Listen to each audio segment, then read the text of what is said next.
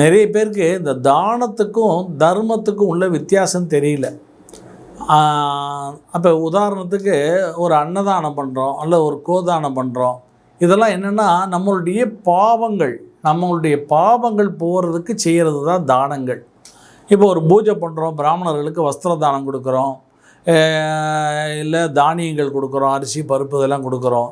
இந்த மாதிரி தானங்கள், ஏழைகளுக்கு அன்னதானம் கொடுக்குறோம், இல்லை ஏழைகளுக்கு உணவுகள் கொடுக்குறோம், உடைகள் கொடுக்குறோம். இதெல்லாம் தானங்கள். இதெல்லாம் நம்ம ஒன்றை எதிர்பார்த்து செய்யக்கூடியதெல்லாம் தானங்களில் வரும். இதுக்கு புண்ணிய பலன் கிடையாது, இதுக்கு புண்ணியத்தை கொடுக்காதது. அதே மாதிரி தர்மம்னா எதையும் எதிர்பாராமல் செய்யக்கூடிய தர்மம்.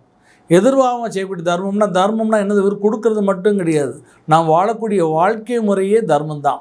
அப்போ அந்த வாழ்க்கை முறையில் நிறைய தர்மங்கள் இருக்குது. மகாபாரதத்தை கூட யட்சப்பிரசன்னம்னு ஒன்று இருக்குது. 1000 தர்மங்களை கேட்குறான், யட்சன் கேட்குறான், தர்மன் அப்பத்திலையும் பதில் சொல்கிறான். அப்பேற்பட்ட தர்மன் கூட கடைசியில் நாட்டெல்லாம் விட்டு இந்த சூதாட்டத்தை ஆடினதுனால, பஞ்சமா பாதகத்தில் சூதாட்டத்தை ஆடினதுனால தான் பொன் பொருள் அனைத்தையும் இழந்து கடைசியில் காட்டுக்கு அஞ்ஞான வாசம் வந்துடுறான்.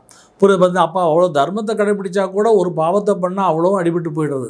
அப்போ தர்மம் என்பது வெறும் இந்த கர்ணனை எடுத்துக்கோங்க, நிறைய தர்மங்கள்லாம் பண்ணான், கடைசியில் உயிர் போயிடுத்து. தர்மதேவன் இருந்தால் கூட கடைசியில் ஏன்னா சேராத இடம் தண்ணில் செஞ்சோற்று கடனுக்காண்டி சேராத இடம் தண்ணில் சேர்ந்தால் கூட அவனை புண்ணியம் காப்பாற்றாது.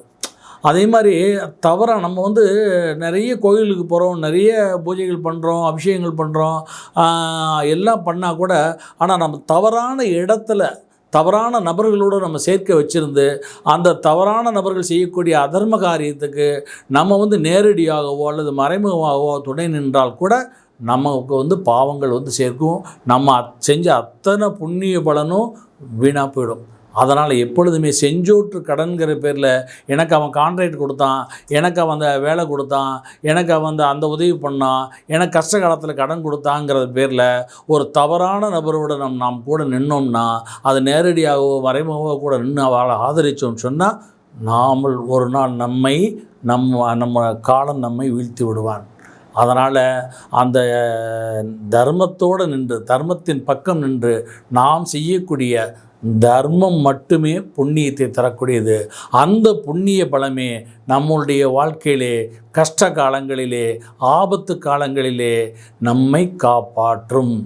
எனவே தர்மத்தின் பக்கம் நிற்போம், புண்ணியத்தை செய்வோம், தர்மத்தின் வழி நடப்போம்.